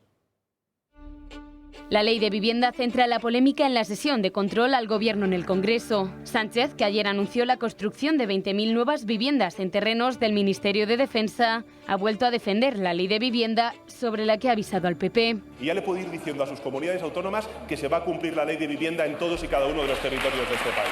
Por su parte, la portavoz de los populares, Cuca Gamarra, ha tildado este gobierno de caos y ha insistido en que su objetivo es derogar el sanchismo. Porque hasta este momento la única política de vivienda que a usted le ha interesado ha sido seguir residiendo en la Moncloa. Entre todos derogaremos el sanchismo, que es lo que hace falta en España para enderezar el rumbo de un gobierno en descomposición. Y quien también se ha pronunciado al respecto ha sido Margarita Robles. Asegura que los terrenos serán adquiridos por el SEPES, ya que por ley el Ministerio de Defensa no puede ceder sus inmuebles sin contraprestación. Lo que ocurre es que la ley no permite que el Ministerio de Defensa pueda ceder esos inmuebles, sino que necesariamente tiene que recibir una contraprestación por ello. Llevamos varios meses negociando con el Ministerio de Transporte y hemos llegado a un acuerdo. Por parte del SEPES se le va a comprar a Defensa esos inmuebles que están en distintos lugares de España. Pero no hay más detalles sobre dónde están esos terrenos. En Defensa remiten a la Moncloa, pero el entorno del presidente evita dar más detalles. Solo se sabe que el mecanismo será similar al de la Operación Campamento en el sur de Madrid. En concreto, el Gobierno cifra en 183.000 las viviendas públicas que se construirán, pero ponen de margen 5 años. Un golpe de efecto envuelto en dudas y poca concreción poco antes del 28 de mayo, por lo que todo esto parece más promesa que realidad. Bueno, alguna precisión más, si no pasamos página, porque hoy le llevamos dedicando a la vivienda un rato, sí, pero largo, parecemos el propio Pedro Sánchez. Bueno, yo tengo un elemento, una exquisitez, ¿eh? Esto es de Grand Gourmet. Bien, lo dicho por el ministro de la Seguridad Social, José Luis Escrivá, a propósito del desastre organizativo que tienen ahí metido, que no puedes conseguir una cita previa, que sin la cita previa no eres capaz de resolver el problema que te aqueja y que ahora jubilarse supone una especie de viacrucis de 4 o 5 meses de intentarlo y no conseguirlo y, por supuesto, no cobrarlo. Al final sí lo cobrarán, pero 4 meses sin percibir emolumentos, a alguien que se jubila le deben doler. No hay problema, amigos. Ha llegado Escrivá y lo arregla todo. Los problemas que ha habido de citas previas son el resultado fundamentalmente de que después de la pandemia ha habido un aumento extraordinario de la propensión de los ciudadanos a comunicarse con la Seguridad Social con citas previas. Y le dije, fuimos poco ágiles en detectar este cambio de comportamiento, la parrilla de citas previas era de 7 días, pero ya lo hemos arreglado, hemos aumentado la parrilla de 28 días y el problema está encauzado. Bueno, mira, estoy en desacuerdo en todo, radical y ferozmente en desacuerdo en todo, hasta que le llamen citas previas. Señor mío, si es una cita, evidentemente va a ser previa. Nadie fija citas a posteriori. A ver si hablamos con cierta propiedad. Ya está, uno está hasta el gorro. El desafuero en lo que son ciertas administraciones públicas, no digo todas, pero ciertas, justicia es una de ellas. Hoy se sumaban los abogados de oficio a la huelga mientras la otra estaba con el clavel en el pelo en la Feria de Sevilla. Pilar Job, su amiga. Sí. Bueno, hombre, pues la seguridad social es una de las más necesarias. Uno acude pocas veces allí, pero cuando acude es porque verdaderamente lo necesita. ¿Qué me está contando de la cita previa o la cita posteriori? Usted lo que tiene que hacer es abrir las oficinas de una puñetera vez. Así es. Ya nadie se acuerda de a ver si la pandemia, hombre, nos ha dejado afectados. Y déjeme decir una cosa. Como usted bien dice, lo primero, el ministro lo que tiene que hacer es decretar la orden ministerial que dice vuelta otra vez, apertura, horarios de las oficinas de la Seguridad Social. Punto. Ticket, orden ministerial, no tiene que hacer nada más. Eso rápido. Ticket y al que llegue. Exacto. Y 2, ¿por qué no lo hace? Esto es mi suposición y creo que no voy nada mal encaminado. Y es que tenemos retrasos en el pago de jubilaciones, de tal manera que se va dilatando el cobro, la persona se jubila y se dilata el día que cobra por primera vez la jubilación. Pueden ser un par de meses, 3 meses, depende de cómo se gestione.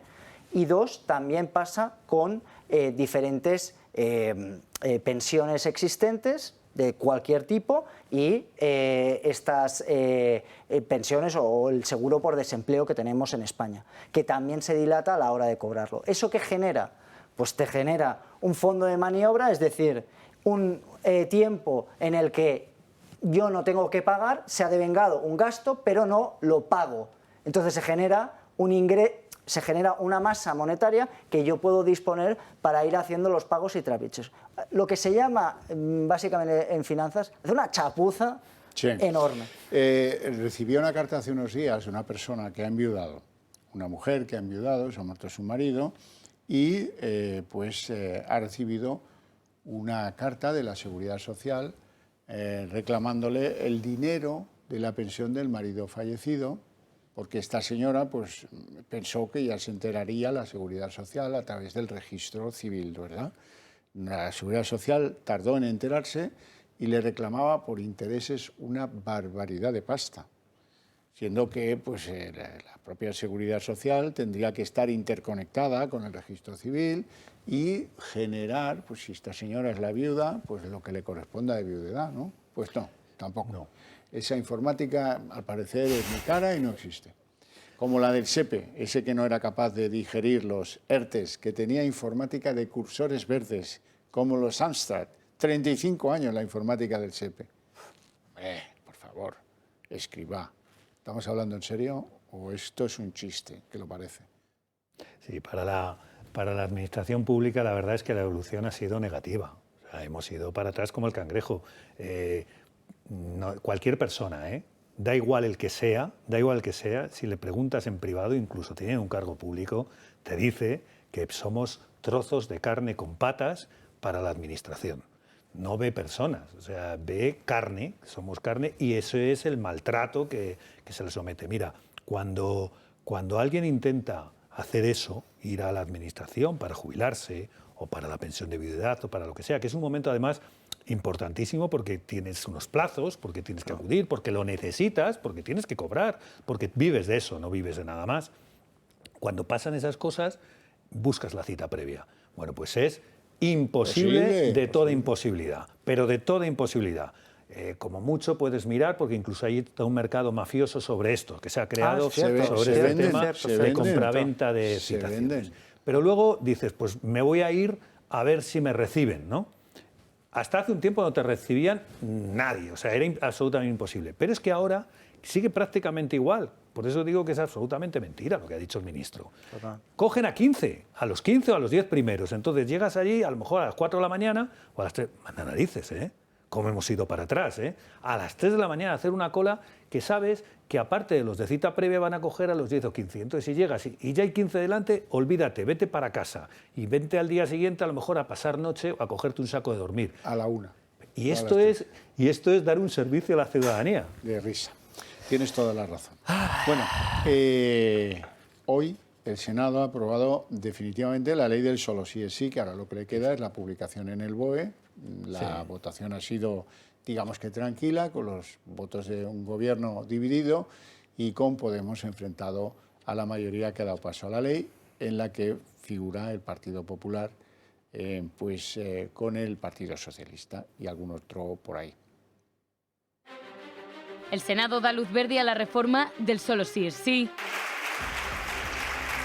La Cámara Alta ha aprobado la proposición de ley con 231 votos a favor, 19 en contra y 4 abstenciones. Una tramitación a la que no ha acudido ningún miembro del Gobierno. La propuesta socialista ha tardado 7 meses en llegar y deja a sus espaldas más de 1000 revisiones de condena y más de 100 excarcelados. Los de Sánchez han querido dar carpetazo rápidamente a meses de polémica. Defienden que la ley mantiene el consentimiento en el centro y que la modificación se limita a corregir aspectos de la norma que no funcionan. Sin embargo, los populares han aprovechado el debate para proclamar que con la corrección de esta ley comienza la derogación del sanchismo. Hoy aquí comienza la derogación del sanchismo. Pero a pesar del acuerdo entre los dos grandes partidos, el PP sigue señalando a Sánchez como el culpable. Error del gobierno del señor Sánchez, que ha indignado a toda la sociedad española. Pero los discursos más duros contra el PSOE han llegado de la mano de los socios parlamentarios del gabinete de Sánchez. Desde Bildu han tildado la reforma de despropósito electoralista y desde Esquerra han criticado que al PSOE le han temblado las piernas ante la presión de la derecha.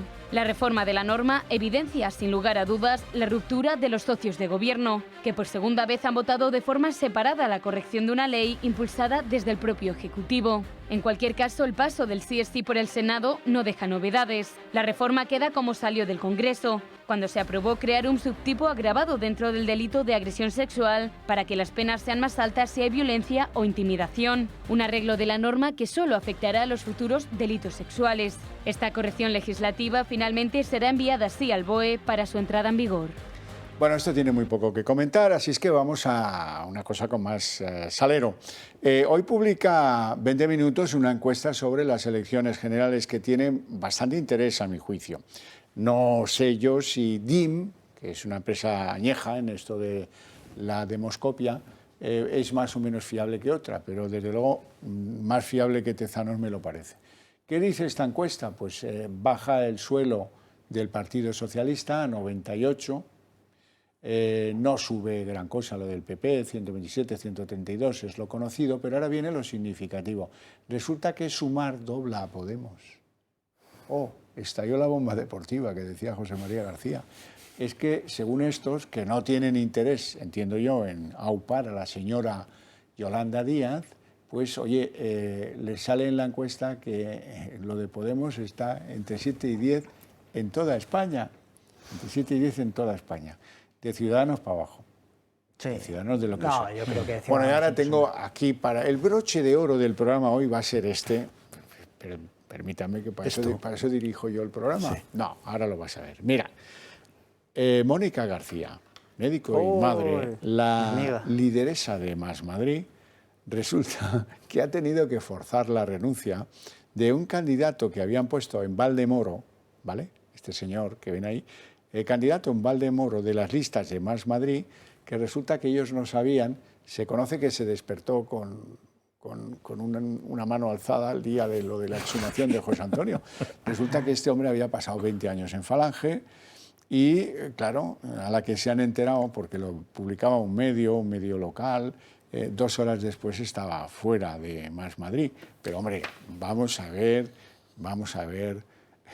Mónica García, médico y madre, unos la llaman Mary Poppins y otros, por aquel vídeo, os acordaréis, del paraguas, sí. Cantando, por cierto, Rien de Rien, la famosa canción de Edith Piaf, que ella no lo sabe, pero es el himno de los legionarios franceses, del cuerpo de la Legión extranjera francesa, que son todos mucho más fachas que la Legión española.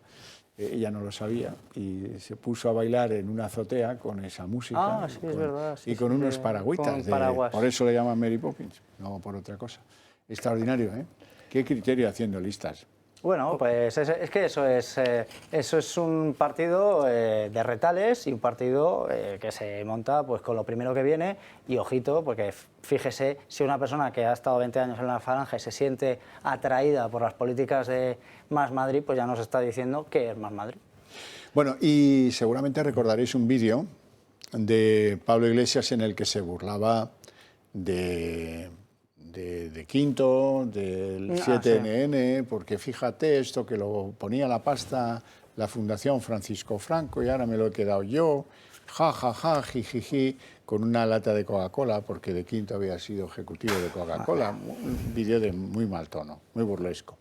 Hoy hemos conocido algo interesante y es que luego las preguntas son libres o no son libres las preguntas. En democracia creo que sí. La tele de Iglesias ha pagado 249.000 euros para hacerse con esa señal de televisión. La pregunta es si son de los que trajo Monedero, si son de los que la televisión iraní le pagaba a Iglesias, si es un crowdfunding. Sí, porque el crowdfunding... Ya no van. Este es el vídeo al que yo me refería antes, con insinuaciones... Muy feas hacia de Quinto, que al final acudió ahí a ver si salvaba el proyecto y no ha podido hacerlo. Bueno, 249.000 euros va a pagar este tío cada año? ¿Y de dónde lo saca? Me pregunto yo, porque desde luego de las cadenas catalanas en las que interviene de tertuliano no será. Mire, déjeme decirle una cosa. El crowdfunding que hizo Pablo Iglesias para fundar este canal de YouTube resulta que solo era de 120.000 euros y ahora tiene que pagar 240.000 al año. Claro. Yo eso creo que va a ser imposible de financiar con un canal de YouTube, que eso es lo que tiene, un canal de YouTube, que es muy, oiga, que está muy bien. No, ahora pero, tiene una señal de TDT. Bueno, claro, pero que inició, claro, claro. Que inició como un canal de ahora tiene la señal de televisión. Necesita muchos crowdfundings. Muchísimo crowdfunding yo veo ahí. Crowdfundings diarios. El crowdfunding es una manera estupenda de lavar dinero. Lo digo por si alguien de Hacienda me está escuchando, que tome nota, que a lo mejor se debería revisar esto. Pero fíjate, quizá con esto, con ese trabajo y con bueno, lo contamos en otro día porque yo voy a hablar un poco de las encuestas y esto que has contado tú antes relacionado con esto, pero el resumen es que están creciendo entre los dos, entre Suma y Podemos, han conseguido volver a sus momentos mejores sumando las dos partes. Ya veremos, Miguel Ángel, ya veremos. No tenemos tiempo para más. Mi agradecimiento a ustedes dos por sus ideas, sus opiniones y su presencia en el programa. A ustedes también, su paciencia y su interés. Pero para ustedes tengo premio a la vuelta de publicidad que vimos aquí, el día en 30 minutos.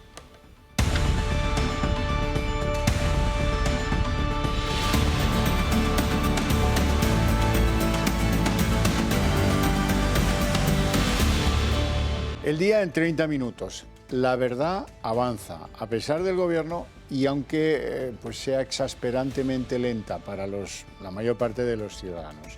Así es que no es que Defensa vaya a ceder suelo y que luego se vayan a levantar viviendas públicas. Lo que va a ser es que Defensa venderá a un organismo público el suelo excedente a precio de mercado. Queda en el tintero de las promesas electorales de Pedro Sánchez saber quién va a ser el que va a sufragar el coste de levantar esos edificios de viviendas públicas una vez haya pagado por los terrenos. Todo este entramado de ofertas de vivienda que está haciendo desesperadamente Sánchez, lleva una semana con ello y parece el inventor del Lego, va poniendo piezas y tal, y hablando de miles y cientos y no sé cuántos planes de vivienda.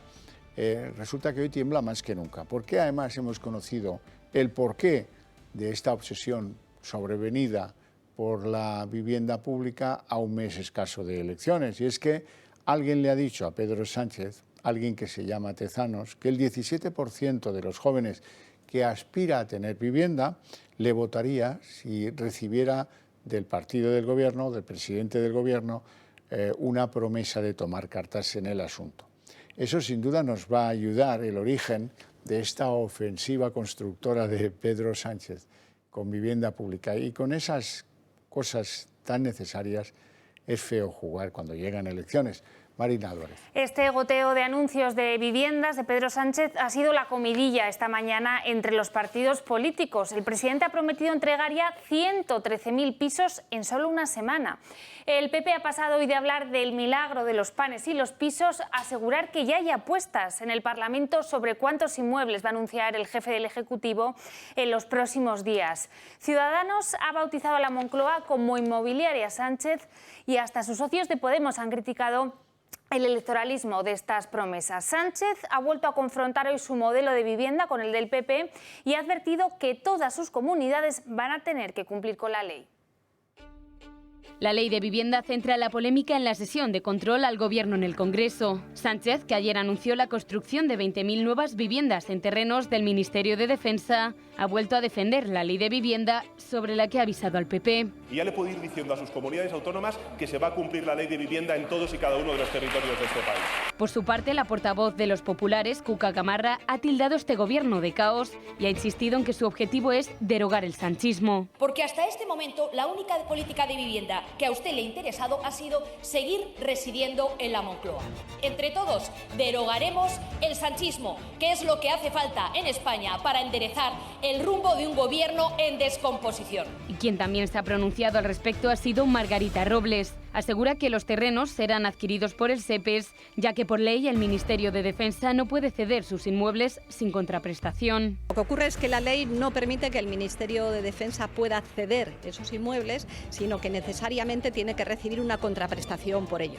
Llevamos varios meses negociando con el Ministerio de Transporte y hemos llegado a un acuerdo. Por parte del SEPES se le va a comprar a Defensa esos inmuebles que están en distintos lugares de España. Pero no hay más detalles sobre dónde están esos terrenos. En Defensa remiten a la Moncloa, pero el entorno del presidente evita dar más detalles. Solo se sabe que el mecanismo será similar al de la Operación Campamento en el sur de Madrid. En concreto, el Gobierno cifra en 183.000 las viviendas públicas que se construirán, pero ponen de margen 5 años. Un golpe de efecto envuelto en dudas y poca concreción poco antes del 28 de mayo, por lo que todo esto parece más promesa que realidad.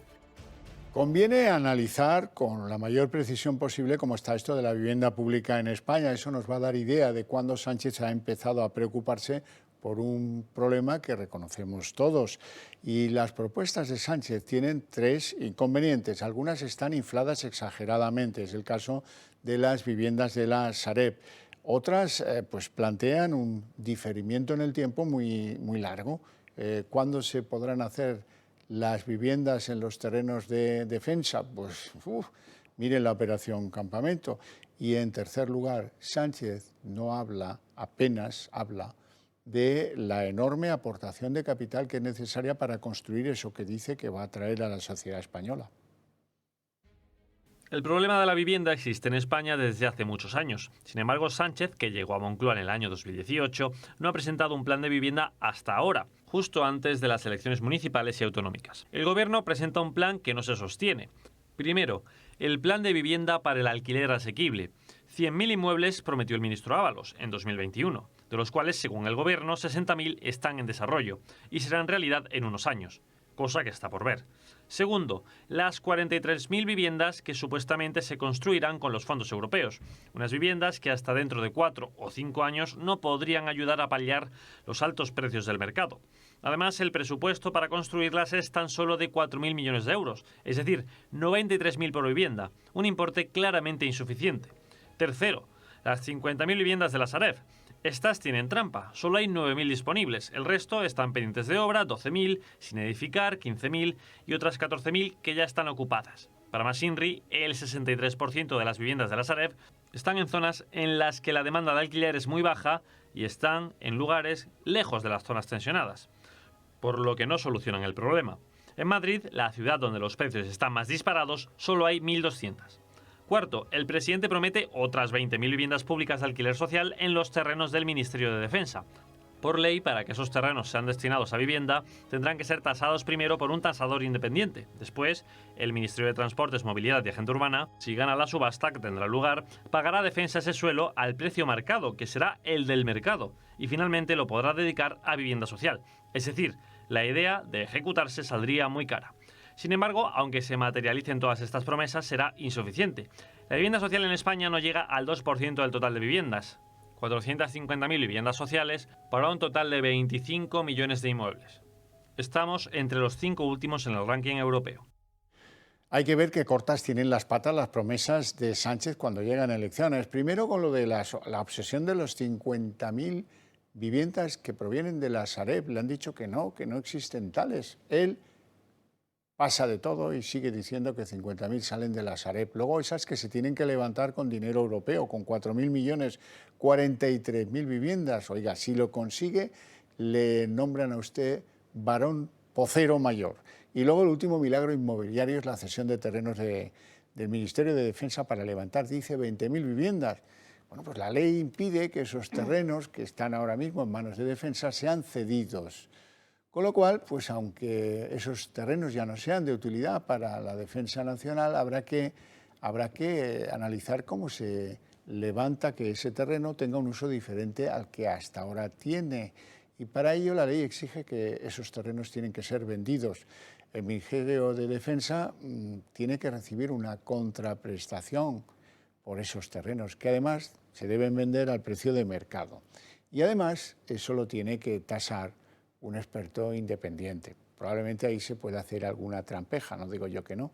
Así que la ley establece que esto no es una cesión, sino una venta a ese organismo nuevo, el SEPES, que va a atesorar el suelo donde construir estos planes fabulosos de vivienda protegida de Pedro Sánchez.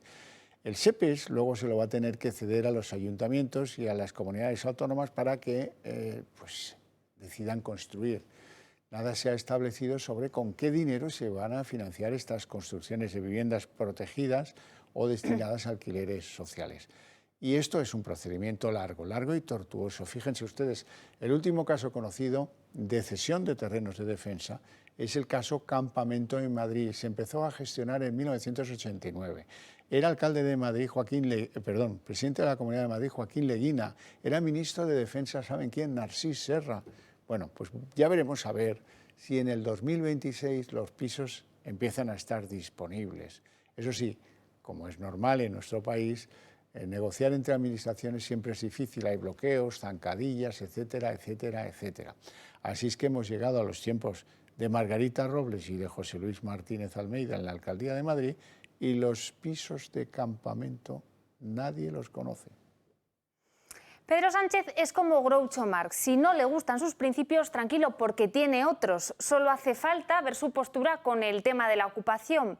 Por una parte, llega a un acuerdo con sus socios independentistas en la ley de vivienda para proteger a los ocupas, mientras que paralelamente negocia con el PP una enmienda en la ley de eficiencia organizativa de justicia que persigue todo lo contrario: desalojar a los ocupas en 48 horas. Sus socios habituales ya le han avisado que no la van a apoyar bajo ningún concepto. De salir adelante entonces con los votos del PP, ya sería la segunda norma del PSOE que salvan los votos de Feijóo.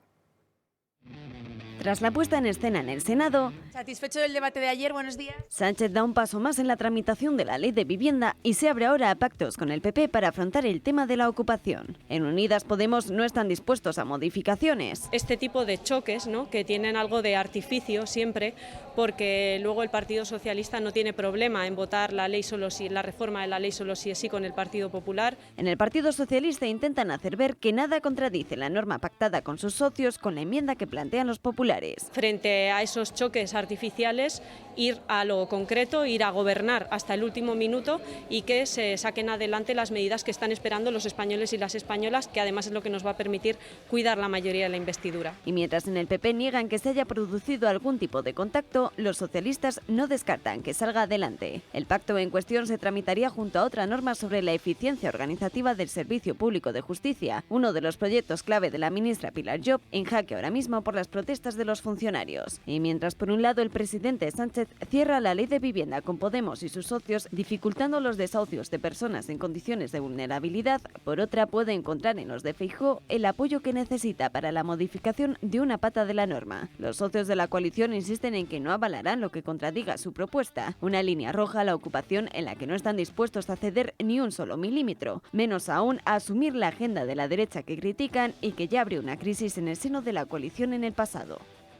Cada día se producen en España 30 ocupaciones. Por esa causa, la plataforma de afectados por las ocupaciones hoy se ha manifestado frente al Congreso, muy molestos con las enmiendas de la ley de vivienda que parecen dar más ventaja a los ocupas que a los propietarios.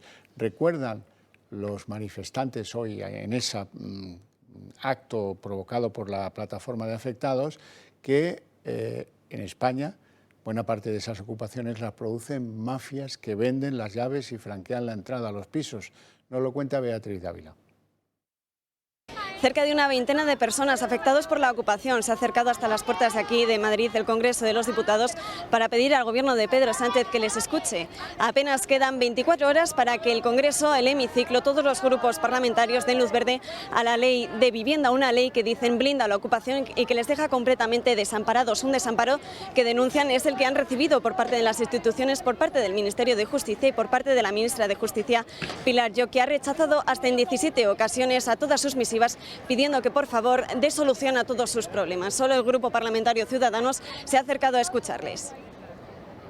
Llevamos desde el año 2019 entrevistándonos con miembros del Gobierno para hacerles ver cuál es la realidad de las víctimas. Las estadísticas vienen a decir que son unos números, nosotros tenemos otros, hablamos de miles de afectados. No somos solo los propietarios, los pequeños propietarios, los que sufrimos esta situación, sino también vecinos que estamos rodeados por mafias ocupas que ni siquiera estamos considerados como afectados dentro de esta ley. Hay que distinguir entre las mafias y los colectivos vulnerables. Hay que darles más competencias a las fuerzas y cuerpos de seguridad del Estado. Hay que dar seguridad jurídica a través de las circulares de la Fiscalía General del Estado. Y desde luego que las administraciones públicas que no consiguen dar soluciones habitacionales no traten el problema con esta hipocresía y desde luego con esta sinvergonzonería que trata de hacer este Gobierno. No ha habido sorpresas hoy en el Senado. La rectificación del sí es sí ha sido aprobada de forma definitiva tras más de 1 millar de rebajas de condenas y un centenar de excarcelados. La norma ha salido adelante con los votos del Partido Popular, que se ha presentado hoy como un partido útil frente al que han calificado como el error legislativo más escandaloso de la democracia. En el Gobierno, por el contrario, han considerado que hoy no se requería su presencia y ningún miembro ha acudido a la votación.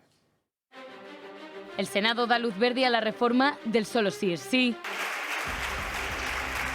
La Cámara Alta ha aprobado la proposición de ley con 231 votos a favor, 19 en contra y 4 abstenciones. Una tramitación a la que no ha acudido ningún miembro del Gobierno. La propuesta socialista ha tardado 7 meses en llegar y deja a sus espaldas más de 1000 revisiones de condena y más de 100 excarcelados. Los de Sánchez han querido dar carpetazo rápidamente a meses de polémica. Defienden que la ley mantiene el consentimiento en el centro y que la modificación se limita a corregir aspectos de la norma que no funcionan. Sin embargo, los populares han aprovechado el debate para proclamar que con la corrección de esta ley comienza la derogación del sanchismo. Hoy aquí comienza la derogación del sanchismo. Pero a pesar del acuerdo entre los dos grandes partidos, el PP sigue señalando a Sánchez como el culpable. Error del gobierno del señor Sánchez, que ha indignado a toda la sociedad española. Pero los discursos más duros contra el PSOE han llegado de la mano de los socios parlamentarios del gabinete de Sánchez. Desde Bildu han tildado la reforma de despropósito electoralista y desde Esquerra han criticado que al PSOE le han temblado las piernas ante la presión de la derecha.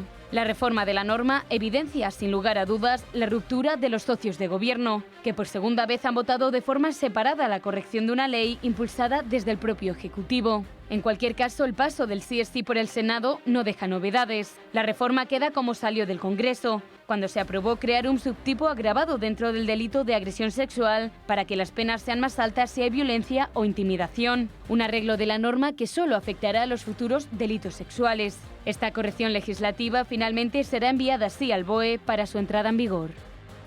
Carmen Calvo nos ha dado un ejemplo de cinismo. Primero callaba, después admitía si acaso algún daño no querido, no deseado por la aplicación de la ley del solo sí es sí. Y ahora se suelta la melena y con tremendo desparpajo nos dice que ella ya sabía desde el minuto 1 que esta ley tenía que ser revisada y tenía que ser corregida. Desde el minuto 1 entendí que había que hacer una reforma y además lo más rápidamente posible y con cualquiera de los 350 escaños. Por lo tanto, los 350 estaban llamados a su conciencia, si éramos capaces de determinar unos efectos que son verdaderamente inquietantes. Excarcelaciones y rebaja de condenas cuando de lo que se trata es de proteger el consentimiento y la libertad sexual de las mujeres. El debate prolijo sobre vivienda o sobre Doñana le ha permitido a Sánchez esquivar asuntos más incómodos, como es el caso de Marruecos. Hoy el presidente del Gobierno ha eludido responder por segunda semana consecutiva sobre el origen de la destitución de Arantxa González Laya. Hay otros que dicen que no me doblo, pero sí que me someto al señor a Marruecos. Bueno, y este es un gobierno, señorías, que obedece a un único interés, y ese de la mayoría social de este país. Nosotros no tenemos ningún sometimiento a ningún poder, ni económico, ni de cualquier otro signo. Defendemos nuestra autonomía política y defendemos el interés general de nuestro país. Esto ocurrió ayer en el Senado. Varios grupos parlamentarios han pedido explicaciones en reiteradas ocasiones al presidente del gobierno por su relación con Marruecos y si el país situado en el norte de África influye en la toma de decisiones del Ejecutivo español, relacionado con el cese de la ministra de Asuntos Exteriores, González Laya. En el pleno del Congreso de hoy, la portavoz del Partido Popular, Cuca Gamarra, le ha preguntado: Quien sí cesó usted fue a la ministra de Exteriores, González Laya, pero todavía no ha desmentido que lo hizo porque se lo pidió Marruecos. ¿A qué tiene miedo? ¿Tiene algo que ver con el robo del contenido de su móvil? ¿Se ha dado usted cuenta que ya le han tomado la medida tanto dentro del Consejo de Ministros como fuera de España? Señor Sánchez, ¿quién nombra y cesa a sus ministros? Y esta ha sido la respuesta de Pedro Sánchez. La respuesta a su pregunta está en el artículo 100 de la Constitución española. Esa misma Constitución, cuyo artículo 122 ustedes llevan incumpliendo 1.602 días. El presidente, en referencia al artículo 100 de la Constitución, que dice que los demás miembros del gobierno serán nombrados y separados por el rey, a propuesta de su presidente. Tras esto, Cuca Gamarra le ha dejado un mensaje al líder del PSOE. Serán los españoles, en las urnas, quienes propicien el cambio que España merece. Entre todos, derogaremos el sanchismo, que es lo que hace falta en España para enderezar el rumbo de un gobierno en descomposición. Pedro Sánchez continúa evitando la pregunta sobre Marruecos y sus respuestas se basan en demostrar lo bien que está actuando el gobierno ante diferentes frentes. Sumar irrumpe con fuerza en el tablero político, pero sus votos no son suficientes para revalidar el gobierno de Pedro Sánchez junto a Podemos también. Así lo recoge una encuesta del Instituto DIM para 20 minutos que otorga, como ya han hecho otros sondeos, el doble de escaños, ojo, a la plataforma de Díaz que a Podemos. Sumar también arañaría votantes al Partido Socialista, que pierde 3,5 puntos respecto a las elecciones de 2019. Juntas, las tres izquierdas sumarían un máximo de 135 escaños, con lo cual se quedaría muy lejos de la mayoría necesaria para gobernar. Al otro lado, las derechas siguen con fuerza. PP y Vox seguirían con la misma estimación de voto que en marzo y sumarían entre 172 y 181 escaños, con lo cual se quedan al borde de nuevo de esa mayoría absoluta. Si de jueces convocada podría empeorarse, como parece, el turno de abogados de oficio. También la va a secundar 14 de sus asociaciones y el sindicato de abogados que lo componen están en ello, están decidiendo hacerlo porque quieren recibir mejoras laborales. Dicen que esas mejoras deberían evitar la depauperación de este sistema esencial para el desarrollo de los servicios jurídicos de los ciudadanos. Y mientras tanto, la ministra Pilar Llop está siendo criticada, ya saben, por su aparición clavel en el pelo en plena Feria de Abril en Sevilla. Hoy Pilar Llop se defendía. Yo entiendo que una persona como yo, que se dedica a lo público, pueda recibir cualquier tipo de crítica. Yo estoy expuesta a eso, pero es que yo estoy por encima de eso. Yo estoy a lo mío, que es a potenciar el servicio público de justicia, a seguir dialogando con todos los profesionales y ocuparme de lo que he hecho toda mi vida, del servicio público.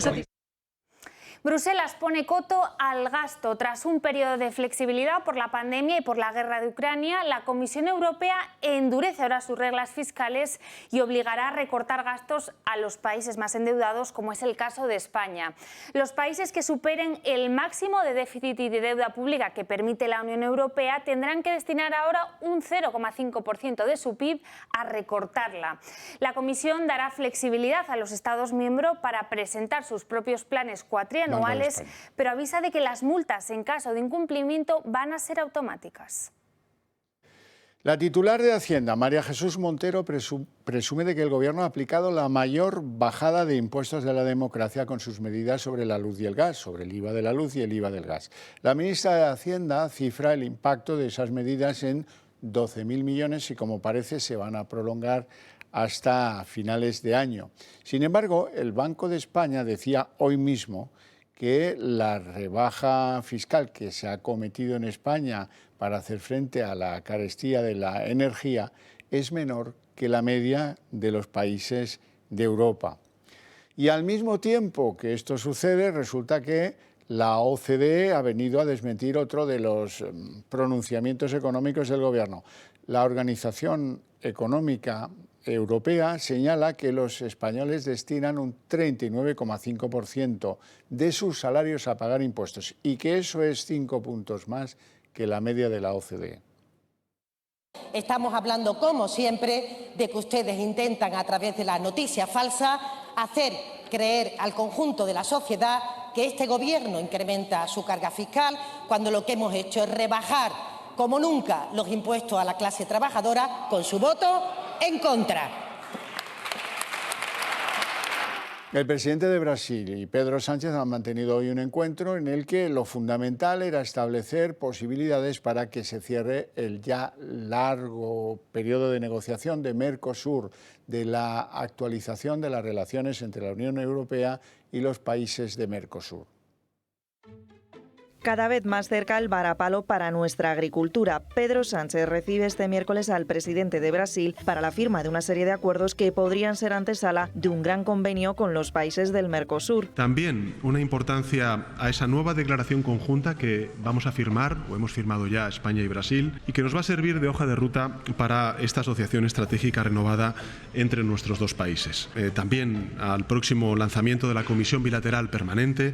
España, como saben, mantiene una apuesta firme para avanzar en la ratificación de este importante acuerdo comercial. Una promesa de campaña electoral del propio Lula da Silva antes de ser investido presidente el pasado enero y que choca también con los intereses del sector agrícola y ganadero de Francia o de los países del este. Y es que Unión Europea, Gobierno y oposición coinciden en seguir adelante con este acuerdo a firmar entre la Unión Europea y Argentina, Brasil, Paraguay y Uruguay. Pero, ¿qué supondría para la economía española? En primer lugar, la eliminación de aranceles a productos importados de dichos países, ya producidos por la industria española. Aunque se asegure la protección de las indicaciones geográficas, se prevé ayudar con más de 1.000 millones de euros a los agricultores por el impacto, en realidad negativo, para los mercados europeos. Asimismo, la importación de más de 200.000 toneladas de carne de vacuno, la mitad de la carne de ave de corral que consumimos y cantidades significativas de azúcar y arroz, en este último caso con una eliminación completa de los aranceles en 5 años vista. La ministra de Asuntos Económicos tilda de imprescindible la presidencia del Consejo de la Unión para la ratificación. Otro de los principales objetivos de la presidencia española será llegar a un acuerdo final entre la Unión Europea y Mercosur. Pero quizás sea al revés y lo clave sea firmar el acuerdo para que Sánchez disponga de un puesto internacional tras abandonar la presidencia del Gobierno. Y el presidente de Ucrania ha charlado hoy por teléfono con el presidente chino Xi Jinping sobre el final de la guerra. Es la primera vez que ambos mandatarios conversan desde el inicio del conflicto. Zelensky ha calificado esta charla como significativa, mientras que Pekín se ha comprometido a enviar a un representante a Ucrania para avanzar cuanto antes en esas negociaciones de paz. Aunque no ha intervenido directamente en la guerra, lo cierto es que China se ha resistido desde el principio a condenar la invasión ucraniana. En su último encuentro, Xi presentó un plan de 12 puntos a Rusia para salir de la guerra. Ucrania no ve con malos ojos este plan siempre que se respete su integridad territorial. Bueno, y era el único reconocimiento que le faltaba. Meryl Streep es la ganadora del próximo Premio Princesa de Asturias a las Artes. La actriz, galardonada con 3 Oscar, es considerada una leyenda de la gran pantalla. Bueno, ya hasta aquí el día en 30 minutos. Les deseamos una feliz noche a todos, especialmente a aquellos que decidan compartirla con nosotros. Y volvemos mañana a las 9 con toda la información. Que descansen.